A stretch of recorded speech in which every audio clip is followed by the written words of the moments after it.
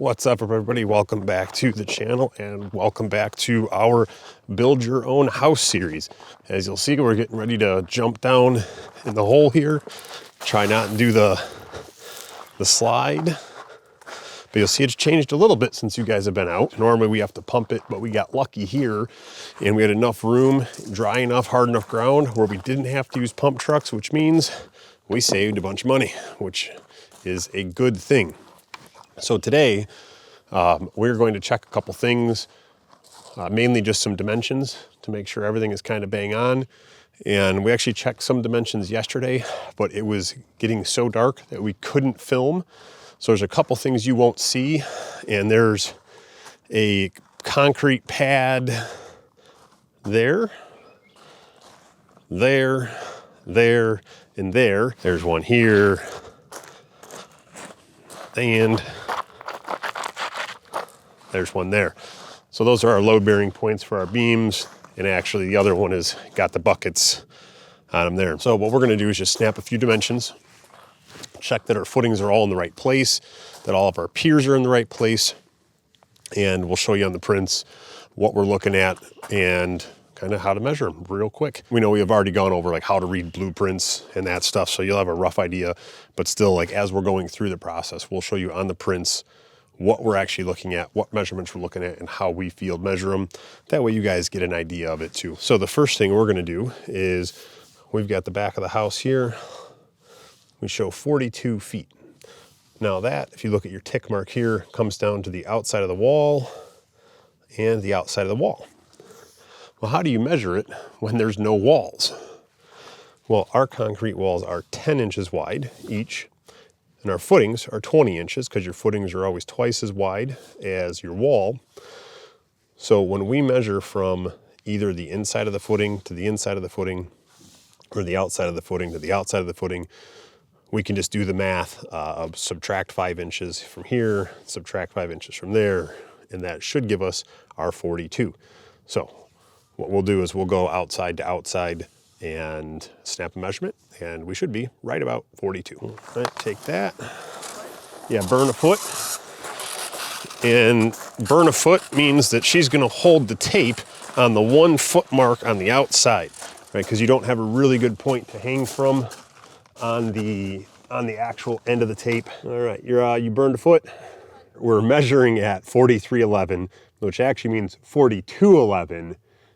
And we've got to subtract our 5 inches and our 5 inches, which means 42.1. And 1 inch plus or minus on footings is no big deal, because you'll see we've got these tick marks on the edge in this red line.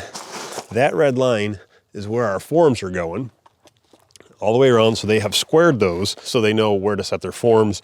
And you can be off a tiny bit on the footing, right? So we rough form these footings. They're really closer to 21 inches wide. Some spots are 22. We just have to have a minimum of 20, right? Again, footings always twice as wide as your walls. So we know that measurement's good. Let's take a look at what our next one is. So then we're gonna take a look at this one. This is gonna be the side of the house. We got 24 foot 10 and 1/2. And we see that that ticks to the inside there and ticks to the inside there. You on? Burned a foot. So we're showing 28.5. So yeah, a math again, 28.5 minus to what you burnt is 27.5 is what we've got on the outside. And because my memory is terrible, we're 24.10.5 to the inside of the wall. So not only do we have to burn our 5 inches from the footing to the wall, but we also have to burn our 10-inch thick wall there, and our 10-inch thick wall there. So we actually have to burn a total of 30 inches. What I can also do is I could add 30 inches to this guy here, and because the imperial system sucks, you get to do maths to make it work. Instead of, if it was metric, it's all zeros and really easy. So 26.10.5 plus 6, 27.5 with 4, 27.4.5. So we should have 27.4.5. And again, we burned a foot. So this really is 27.4, call it 27.5. So again, more than a half an inch. Money, we love that. All right, so we've got the back of the house. We've got that side of the house. Now we're going to go ahead and measure right side of the house, make sure we're good there. Right, so we've got a few different measurements here though, right? We got 54 feet, but that takes you all the way to the front for the stoop, which we don't need because we're down in the basement. So we need what comes to here. That tick mark, we got 48 feet, which is outside of the wall to outside of that wall. So when we measure, we're gonna have an extra 5 and an extra 5. So we should be 48 foot, 10 inch when we take our measurement, right? Right. She's the boss. 48 foot 10. 48, 10? I don't know. Is that what we said? So again, we burned a foot. So that 49 is really 48. And we're supposed to be 48.10. We got 48.11. So we are very happy about that. Yeah. Put your boot back on, silly goose. All right. So we've got 3 of the main parts of the house, right? We've got our left wall. We've got our back wall. And we've got our right wall. All good. So we're going to take 2 more walls. Right, we're gonna measure across here, and we gotta measure this guy here, which is right there, and the other one we gotta measure is up over there. So we'll measure the close guy first, and for this one, I'm actually gonna use my regular tape measure because it's short enough, right? So we're 21.3.5, which shows from the outside of this wall to the inside of that wall, and that is confirmed by this 21.3.5 from the outside of the wall to the inside of that wall. So, you know, we're gonna have to add 5, so we're at 21.8.5 plus 10 plus another 5, which is 15. See, all this silly math. So we're just gonna call that 10, 15, 20 added onto that guy. So if you were at 2 feet, you'd be at 23 and 3.5 inches, but we don't have 2 feet because I'm being a dummy. So it'll be 22, 11.5. Dude, don't laugh at me for how bad my math is. I swear I'm actually really good at math, but I'm terrible at adding inches and fractions. That's what happens when you take physics and calculus. Everything is metric, and you just get used to it, and you forever hate imperial. Now you don't have to burn a foot. Nope. Okay, 22 foot, 11.25. Sounds right, doesn't it? Absolutely. 22 foot, 11.25. I'm pretty sure that's what we said. Last measurement. We can come out here, do some hunting and some looking, right? You got a measurement here that shows you where that kick out is, and you got that. You could add those together, or go down the line and find you got 19.5 inch inside of wall to inside of wall. So if we measure outside to outside, we got to add 20 for the 2 walls, plus another 5, plus another 5. So again, we got to add 30 inches to it. Do the maths again.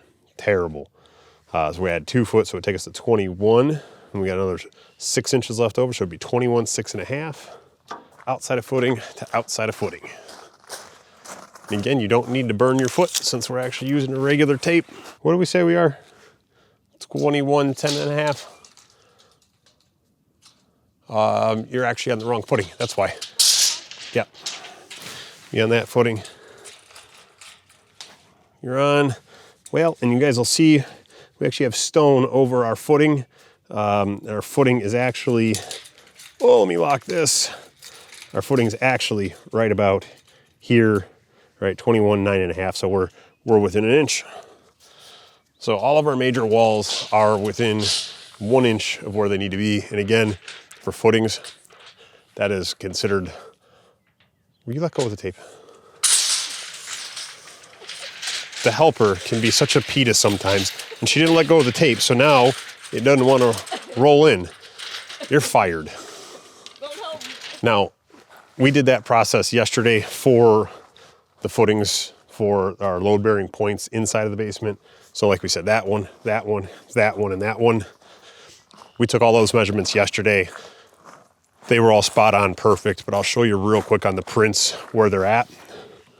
So here's that guy, right? Calls off what pipe's gonna land on it, tells you what size they have to be. And then they line up with beam pockets in the walls.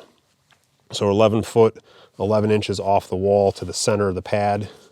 And then we were 12 foot from inside of the wall to center of the pad. It was spot on. Back here, we started from this wall, we were 7 foot over to the center of this guy. Then from center to 7 is 11.9. Center to center is 11.9. Center to center there is 10.9.5. And then center of this guy to inside of the wall, 10.9.5 again.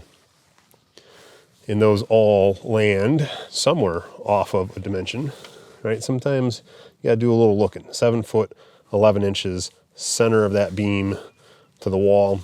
Those were all three were absolutely perfect. Like I mentioned when we were looking at the corners of the footings, you've got these red chalk lines. They laid these today with their tick marks. So they've already used their lasers and have set these marks and these red lines as square. So we'll let them build the forms. They'll get everything set up. And then before they pour, we will come back and we will remeasure the forms and make sure they match the prints for the walls. And then we will take diagonals to make sure that the walls are all square, right? Because if you're out of square on your foundation, it makes all your framing real fun, especially the roof. Out of square homes, when you get to the roof, turn into a real freaking chore. Now, one thing I'm certain we're gonna get called in the comments is that we don't have plastic caps on our rebars all the way around. Don't leave your site like this. Make sure you put the plastic caps over them. They're safety.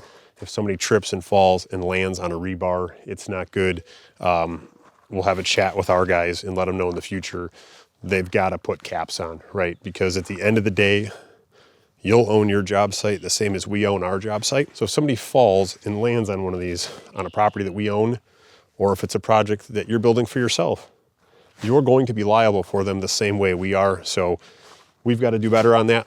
Just know that down in the comments. I know I'm going to get called on it, and we're going to take a mental note of it, and we will do better in the future. And here is one more thing we want to call out. You notice how there's one tall random rebar sticking out of the footing. Everything else is short right now. That is our oofer rod. So this is tied into the rebar that runs through the footings, and then that will also be tied into the rebar that's in the foundation, and that will act as our ground rod for our electrical service. So don't forget that. I mean, after the fact, you could always drive copper down into the ground deep enough, do a check, make sure that you've got the proper resistance. I know there's a tool and a formula for it. I don't know it, I'm not an electrician, but I know we've done it in the past with copper rod. Just at some point, you're gonna need one. It's just easier to do it while you're at this phase. And if you were paying attention to our prints, you will notice that that guy was not on the print, and neither one was the one over there. And I'll show you just to, you don't think I'm crazy, right? Straight wall, straight wall. Those are called dead men. So we will actually form the foundation with a T in it that goes up, and same one over there. And you'll notice they're at about the center of the wall. Purpose for those, concrete is really strong in a compressive fashion. It's really not strong in a retention fashion. So we're gonna have no load on the inside of the walls here except for the floor joist. And you're gonna have all the earth pushing on it. If you didn't have a center support in the wall, it's really easy to deflect and crack your foundation.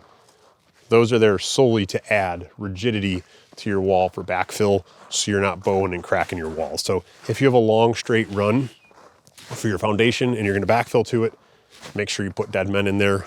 Sometimes you'll see them called out on the prints. Sometimes you won't. Don't forget them, make sure you put them in. So that's gonna wrap up our footing video. Our next video will be once the forms are up and we're measuring the foundation walls and making sure everything's good. We'll bring you out for that. And I'm sure somebody over here, wherever she's hiding, is probably gonna get some time lapse of the walls going up, because you're gonna see a bunch of rebar laying around, right? We've got to string rebar all through these, because rebar is what actually gives your concrete its strength from bending and cracking, right? Again, concrete really strong compressively, not strong in deflection. So we appreciate you guys tuning in. Do us a huge favor, hit the like button, subscribe to the channel, as we're gonna bring you through this entire process all the way until certificate of occupancy, ready to move in. This way, if you ever decide to build your own house, You'll have all the tips and tricks that we can possibly give you for building. And if you're having somebody else build your house, you'll know some of the things to look out for. And we're in the middle of building a tool for budget tracking and checklist for new builds that we're going to make available to you guys here soon. It's actually wrapped up and operational right now, but I'm working on getting some feedback before we really turn it live to the public to try and get people to use it. So we'll catch you on the next one.